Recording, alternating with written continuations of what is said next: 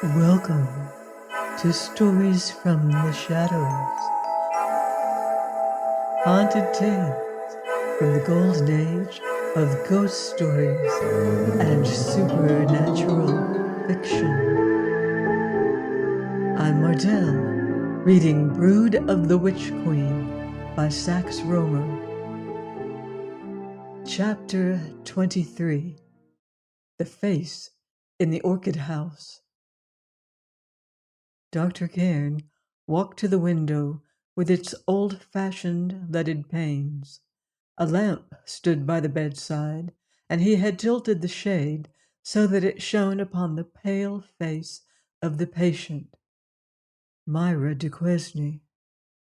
2 days had wrought a dreadful change in her. She lay with closed eyes and sunken face, upon which ominous shadows played. Her respiration was imperceptible.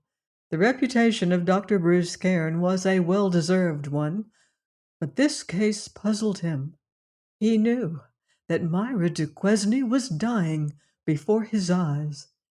He could still see the agonized face of his son Robert, who at that moment was waiting, filled with intolerable suspense, downstairs in Mr. Saunderson's study. But withal, he was helpless.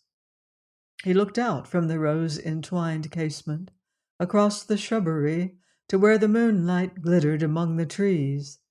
Those were the orchid houses, and with his back to the bed, Dr. Cairn stood for long, thoughtfully watching the distant gleams of reflected light. Craig Fenton and Sir Elwyn Groves, with whom he had been consulting, were but just gone. The nature of Myra Duquesne's illness had utterly puzzled them, and they had left mystified. Downstairs, Robert Cairn was pacing the study, wondering if his reason would survive this final blow which threatened. He knew, and his father knew, that a sinister something underlay this strange illness, an illness which had commenced on the day that Antony Ferrara had last visited the house. The evening was insufferably hot. Not a breeze stirred in the leaves, and despite open windows, the air of the room was heavy and lifeless.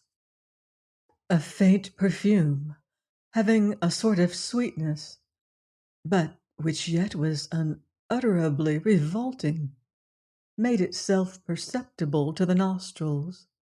Apparently it had pervaded the house by slow degrees. The occupants were so used to it that they did not notice it at all.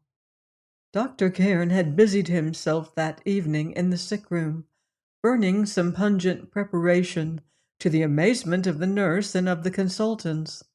Now the biting fumes of his pastilles had all been wafted out of the window, and the faint, sweet smell was as noticeable as ever. Not a sound broke the silence of the house, and when the nurse quietly opened the door and entered, Dr. Cairn was still standing, staring thoughtfully out of the window in the direction of the orchid houses. He turned and, walking back to the bedside, bent over the patient. Her face was like a white mask. She was quite unconscious, and so far as he could see, showed no change either for better or worse. But her pulse was slightly more feeble, and the doctor suppressed a groan of despair, for this mysterious progressive weakness could only have one end.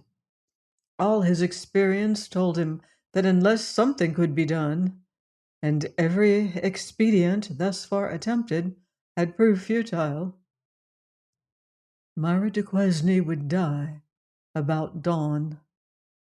He turned on his heel and strode from the room, whispering a few words of instruction to the nurse. Descending the stairs, he passed the closed study door, not daring to think of his son, who waited within, and entered the dining room. A single lamp burnt there, and the gaunt figure of Mr. Saunderson was outlined dimly where he sat in the window seat. Crombie the gardener stood by the table.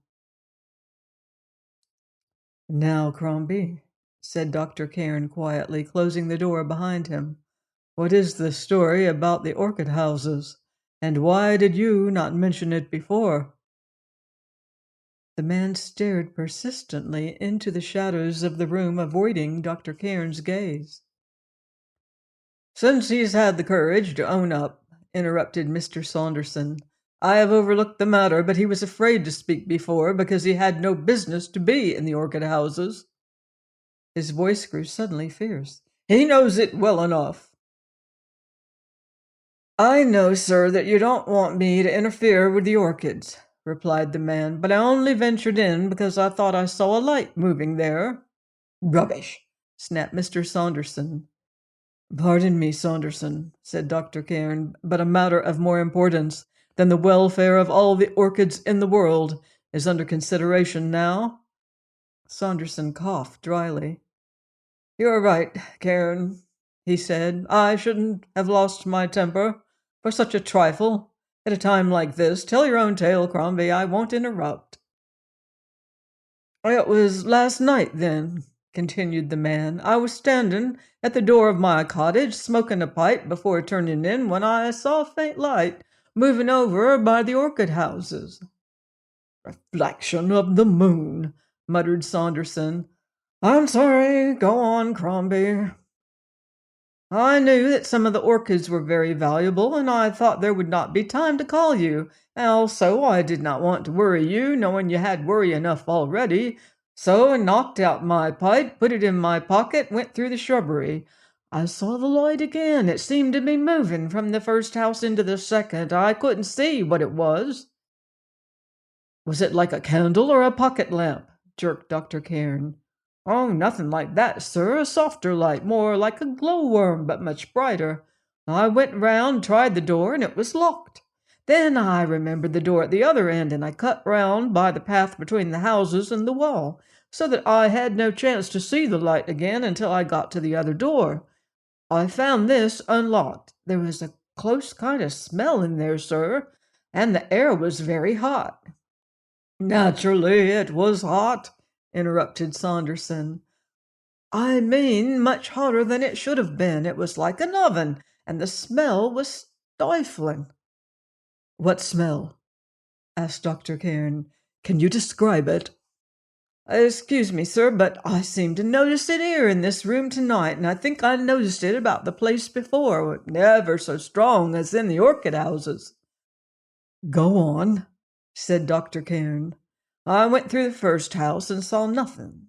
The shadow of the wall prevented the moonlight from shining in there, but just as I was about to enter the middle house, I thought I saw a face."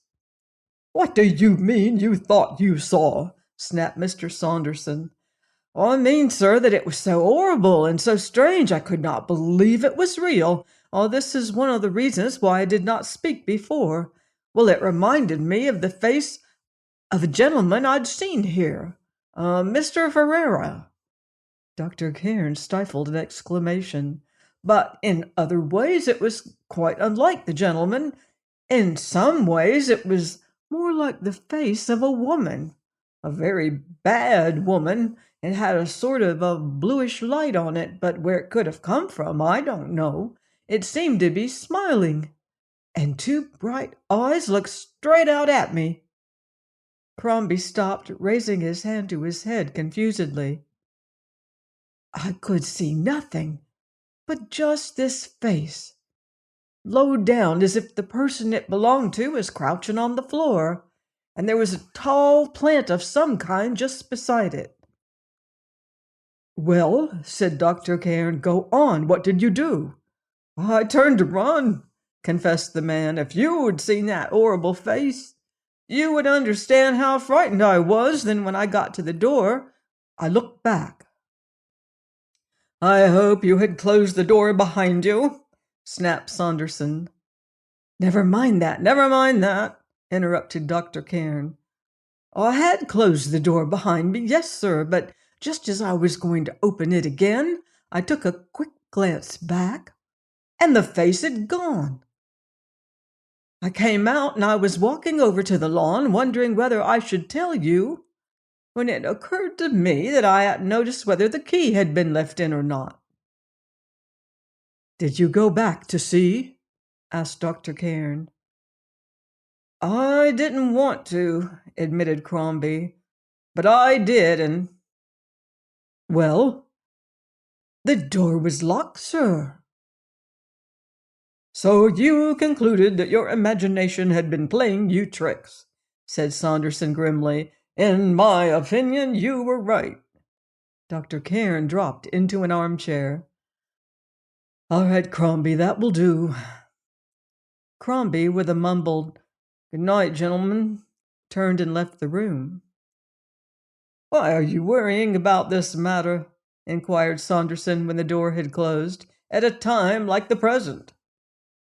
"Never mind," replied Dr. Cairn wearily. "I must return to Half Moon Street now, but I shall be back within an hour." With no other word to Saunderson, he stood up and walked out to the hall. He rapped at the study door, and it was instantly opened by Robert Cairn. No spoken word was necessary. The burning question could be read in his two bright eyes. Dr. Cairn laid his hand upon his son's shoulder. "I won't excite false hopes, Rob," he said huskily. "I'm going back to the house, and I want you to come with me." Robert Cairn turned his head aside, groaning aloud, but his father grasped him by the arm, and together they left that house of shadows, entered the car which waited at the gate, and without exchanging a word en route, came to Half Moon Street. Join me next time on Stories from the Shadows for more mystic mystery in Brood of the Witch Queen by Sax Rohmer. Until then, I wouldn't blame you if you leave the lights on.